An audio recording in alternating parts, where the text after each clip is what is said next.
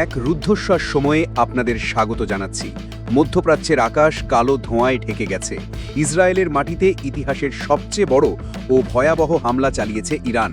শুধুমাত্র প্রতিশোধ নয়, এই হামলার পিছনে রয়েছে এমন এক উদ্দেশ্য যা জানলে আপনি চমকে উঠবেন।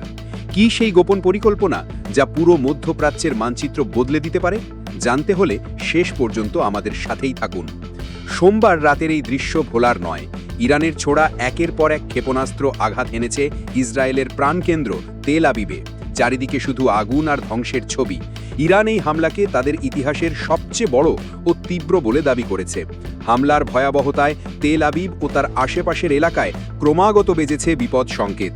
এই নজিরবিহীন হামলায় ইসরায়েলে অন্তত 220 জন নিহত হয়েছেন, যার মধ্যে 70 জন নারী ও নিষ্পাপ শিশু রয়েছে। আহত অসংখ্য, চারদিকে শুধু স্বজন হারানোর কান্না আর আর্তনাদ। এই হামলার পর ফুঁসে উঠেছে ইসরায়েল। পাল্টা হামলায় ইরানেও অন্তত 20 জনের মৃত্যুর খবর পাওয়া গেছে। কিন্তু পরিস্থিতি আরও জটিল হয়ে উঠেছে ইসরায়েলের প্রধানমন্ত্রী বেনিয়ামিন নেতানিয়াহুর এক বিস্ফোরক মন্তব্যে। তিনি বলেছেন, এই সংঘাত থামানোর একমাত্র উপায় হতে পারে ইরানের সর্বোচ্চ নেতা আয়াতুল্লাহ আলী খামেনিকে হত্যা করা। এই চরম উস্কানিমূলক মন্তব্য মধ্যপ্রাচ্যে নতুন করে পারমাণবিক যুদ্ধের আশঙ্কা তৈরি করেছে। আর এই উত্তেজনার আগুনে ঘি ঢেলেছে মার্কিন যুক্তরাষ্ট্রের প্রেসিডেন্ট ডোনাল্ড ট্রাম্পের মন্তব্য। তিনি সামাজিক মাধ্যমে হুঁশিয়ারি দিয়ে মার্কিন নাগরিকদের অবিলম্বে তেহরান ছাড়ার নির্দেশ দিয়েছেন। একদিকে যখন ইরান ইসরায়েল সরাসরি সংঘাতে, তখন অন্যদিকে গাজায় মৃত্যুর মিছিল দীর্ঘ থেকে দীর্ঘতর হচ্ছে। গাজায় চলমান যুদ্ধে নিহতের সংখ্যা বেড়ে দাঁড়িয়েছে 55,432 জনে এবং আহত হয়েছেন প্রায় 1,29,000 মানুষ।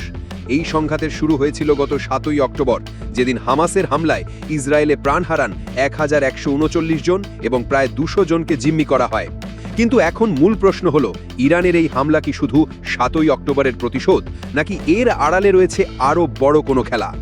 আমাদের কাছে আসা কিছু চাঞ্চল্যকর তথ্য বলছে, এই হামলার মূল লক্ষ্য শুধু ইসরায়েলি ভূখণ্ড নয়, বরং এর আড়ালে ছিল একটি অসম্ভব গোপন অভিযান।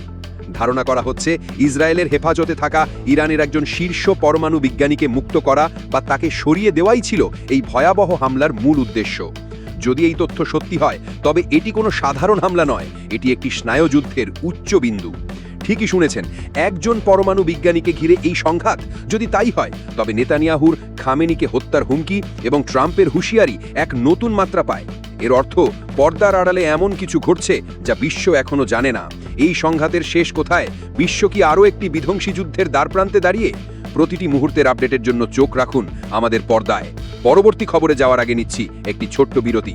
আমাদের সাথেই থাকুন।